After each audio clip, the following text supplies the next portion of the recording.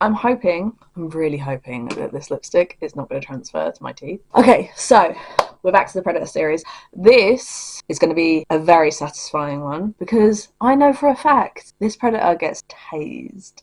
Also, don't mind my Marilyn photos. If you want to know more about that, I might have already posted it, or I'm due to post a video where I get ready with a bunch of Marilyn Monroe products because I recently went to a Marilyn exhibit where I got these photos. I couldn't bother to change the set. You know what I mean? Anyway, let's go. I'll never get over how 80s the Dateline thing is, considering I'm pretty sure these aired in like early 2000s. Like, did it really feel that old at the time? Alright, John Raven says he's about 55 miles away. John Raven. Okay, Raven. Really? Okay, so his actual name was Michael Joseph Patterson, or otherwise known as John Raven 2000, known for lying about his position as law enforcement, I forgot about that, and being chased through the Sting house after being unsuccessfully tased by the law. Unsuccessfully? I'm sure he was actually tased. Okay, so before the Sting, Patterson was a reserve police officer in LeBron, Indiana. He was fired for using police car lights to pull someone over impersonating an on-duty police officer out of his jurisdiction. That reminds me of the ICE agents that people are claiming to be, because they don't actually wear uniforms or have ID, and they're literally trying to interrogate people. A South Carolina man police have identified as Sean Michael Johnson is seen telling the Latino driver of this truck he's going to be sent back to Mexico. No, you cannot drive, bro. You have not a license.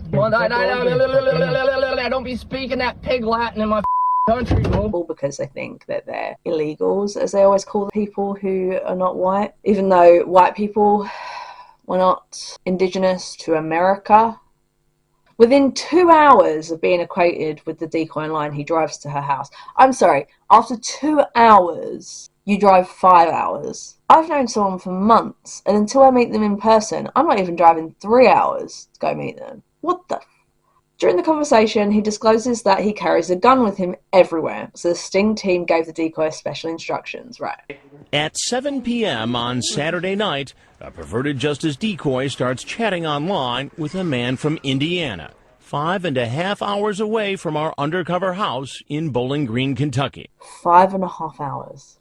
He traveled all that way to get tased. I figured, oh, there's no way this guy's going to come.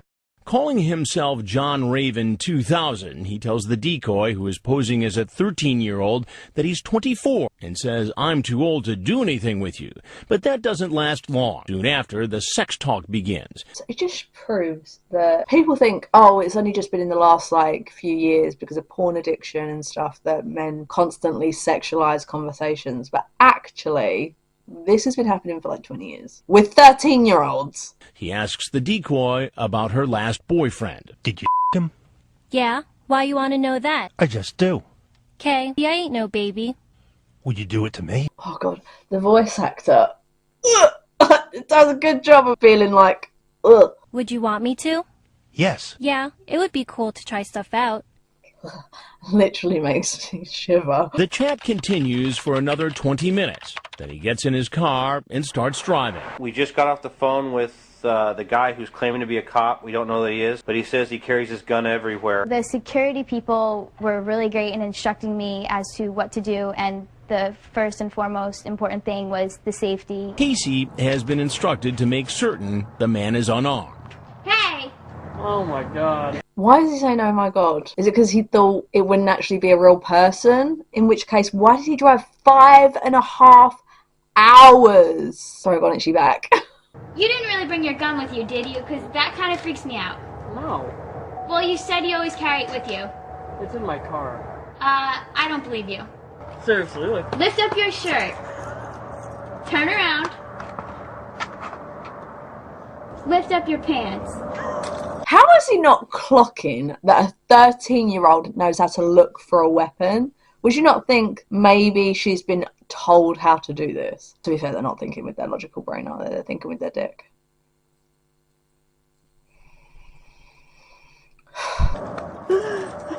You're killing me. Pull your pockets inside out.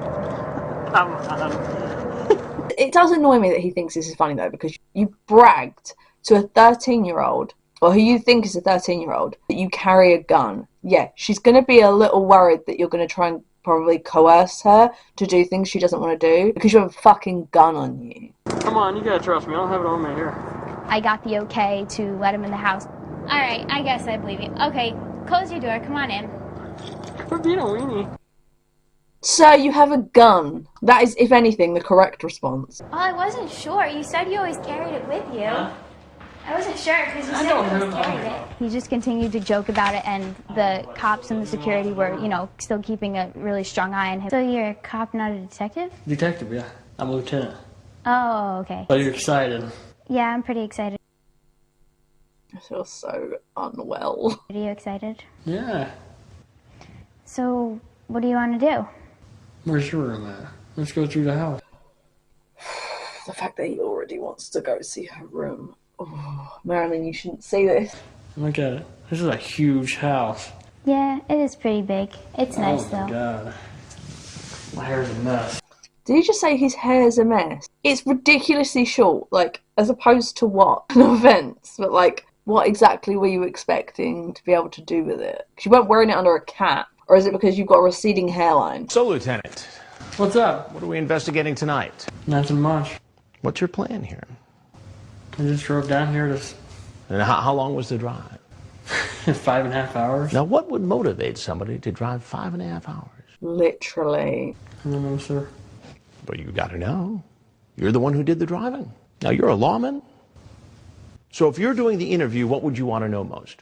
Basically, why was I here? Yeah, why were you here? I'm just, I'm just lonely. I don't have anybody, and You guys know how much I hate that. Well, I'm lonely. I don't have anyone to talk to. I'm depressed. Any sort of mental illness, and that made me a predator. I hate it. You know what happened this week? And people saw photos of, I've forgotten his name now, Robert Irwin, Steve Irwin's son. When women saw that ad of him in only his boxers and were thirsty for him, and then found out he was 22, over the age of 30, and felt thirsty, immediately took themselves into a corner and basically told themselves off for even looking at a 22-year-old. That happens when 30-plus-year-old women find out someone is of age but still too fucking young. This guy, who's 24, who's lonely, feels like, oh, because I'm lonely, I can talk to, a 15-year-old, it's fine. I can sexualize a 15-year-old, it's fine. I can ask a 15-year-old to suck my dick, it's fine. No. The fact that you are sexually attracted to a 15-year-old is concerning. You should not be driving 5.5 hours to go see that 15-year-old. 13-year-old, excuse me. 13-year-old, it's even worse. Like, I haven't dated anyone in a long time. It doesn't make me fucking attracted to people underage. you need somebody to talk to. You knew she was 13. She told you. And I was kind of worried about it. I told her she was 5 years older. I wouldn't mind talking to her. Then why the fuck are you still talking to her? Why did you turn up? If she could have been 5 years older, you would have talked to her. Then why are you here, sir? Why are you here? But you kept talking anyway. Yeah. You wouldn't know what to do with me. Am I supposed to know what to do with old men? Am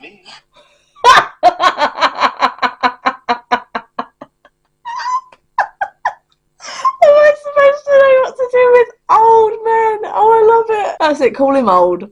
Only with me. So this is funny. I know. I'm sorry, sir. It's funny.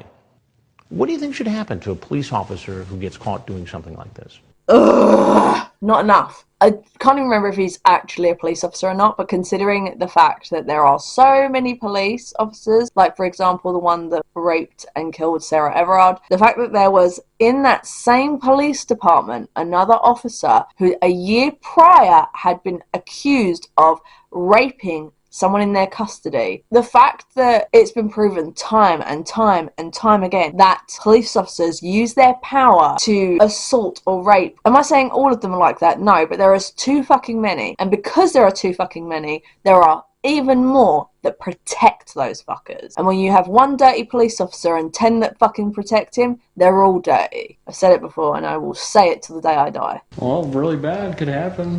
How long have you been in law enforcement? Just a year now. Explain to me why somebody with apparently so much going on would take that risk. I mean, it doesn't make sense to me. I'm going through a divorce partially. Firstly, you're going for a divorce at 24. That was quick. That's what she said. She clearly saw the red flags. Secondly, just because you're getting divorced does not mean you are a fucking predator. So that makes it okay. No, it's not okay. It'll never be okay. Not for anybody. What do you suppose your chief's going to say about this? He's going to be too happy. Well, there's something you got to know. And it's I'm Chris Hansen with Dateline NBC, and we're doing a story on adults who try to meet young teens online for sex. I apologize, man to man. I hate how they always apologise to Chris, not the kid that they've probably traumatised, or even the agents that they've clearly spoken to, traumatised and say they want to fuck a 13-year-old. They never ever apologise to the so-called child. He gathers up all his belongings and heads to the door, apparently thinking the worst is over. Because of the possibility that Patterson is armed, an officer acts more quickly than usual, calling out to him as soon as he opens the door. Sheriff's office. Patterson steps back into the house, and an officer shoots him with a taser gun. Let's hear that scream again. The taser gun. Only one probe stays attached, so the taser is unable to shock him Like Chris legs it up the stairs and drop him to the ground.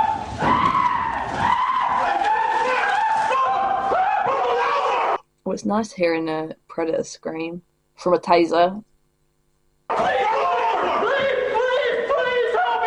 Help you. You're about to molest a 13-year-old kid. No one's going to help you. Well, he cries. Once Patterson is cuffed, he's brought outside and taken away to the local police station. When officers search his car, they find a loaded gun, as expected, spare round of ammunition, and handcuffs. Now we hear the truth about the man claiming to be a detective. He tells the agent that he was only on the police force for a few months as a trainee before he was thrown off. Surprise, surprise. Surprise, surprise. He was out of his jurisdiction in his personal car using police lights. I got some blue and red lights and I put them in my car. It was thrown out of court. So they dismissed me for that, but it was thrown out. How long ago was that? Just like a month ago. I've seen so many people do that in America. There's been quite a few. Officer conducted a traffic stop on a vehicle that closely resembled a police car. He heard an unusual siren. He saw a black pickup truck with the red and blue flashing lights moving around. Troopers were dealing with an unrelated traffic stop when they saw a Dodge Charger go by with a blue and white light bar that looked like it belonged to the Florida Highway Patrol. It was literally a Dr. Phil episode, this was a few years ago, where there was a guy who kitted his, was it a motorcycle or something out? And he had what looked like a police officer uniform on. Do you want to tell your side of this story? Yes, sir. Of a law enforcement badge here at LAPD and put it up beside your badge. This is your motorcycle versus police motorcycle and your uniform versus a real police uniform. I wouldn't be able to be confused with a police officer because it doesn't say I'm police on my bike or on my uniform. They were like... Side eye. Side eye! Okay, you keep telling yourself that. You are delusional. That wasn't his only run-in with the law. Patterson charged more than $1,400 on a credit card that had been mistakenly sent to him. He pleaded guilty to 1 count of theft, a misdemeanor, served 3 days in jail, and received 1 year probation. So he's a criminal. We know what Trump likes to do with criminals. He likes to pardon them. White criminals, excuse me. So you had intentions to at least have oral sex with her? Yeah. And how old did she tell you that she was? She said going on 14. I knew I screwed up talking to a girl that age. I knew. Like, if you want to be a police officer, why the fuck are you talking to someone underage? Like, in what world? There's so many women on this planet. Talk to any of the ones of age. Any of them. Is it so difficult not to be a predator?